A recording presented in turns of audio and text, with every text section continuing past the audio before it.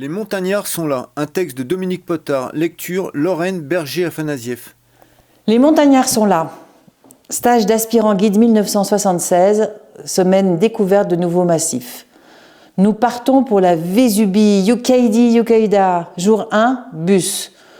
Jour 2, après une nuit à Saint-Martin et une matinée carte postale, mon groupe monte au refuge de la Madone, où nous arrivons de nuit. Jacques a été désigné comme réveil matin. Il doit surveiller le ciel et nous réveiller à 4 heures si la nuit est claire. Jour 3, à 7 heures, il fait grand jour dans le dortoir. Bordel, gueule Jacques, c'est normal que je voyais pas les étoiles. Il montre la fenêtre donnant sur le mur d'un bâtiment annexe. Jacques a perdu des points et nous trop de temps pour partir en montagne. Journée révision des techniques de sauvetage, ça sent le coup bas.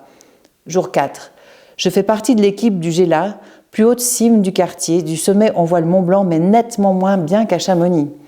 Jour 5, éperon nord-ouest du Petit Caire de la Madone. Notre prof joue le rôle du client, avec un talent indéniable. Il est encordé avec Manu Schmutz et je suis le guide de la cordée suivante. À chaque passage délicat, il braille « Schmutz, tire, potard, pousse !» Arrivé au sommet, il a du mal à contenir son envie de rire. Mauvaise nouvelle, les gars. J'ai la jambe cassée.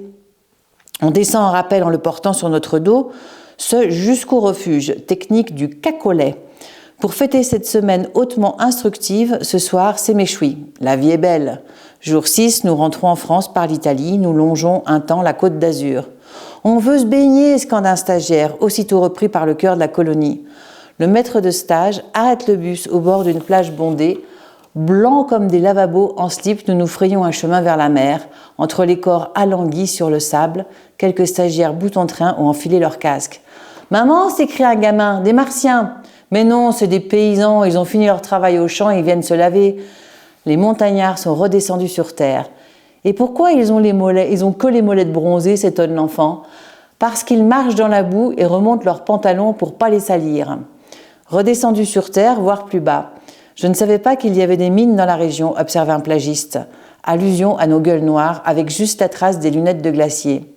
Moi, sourit sa compagne, je pencherais plutôt pour des ramoneurs.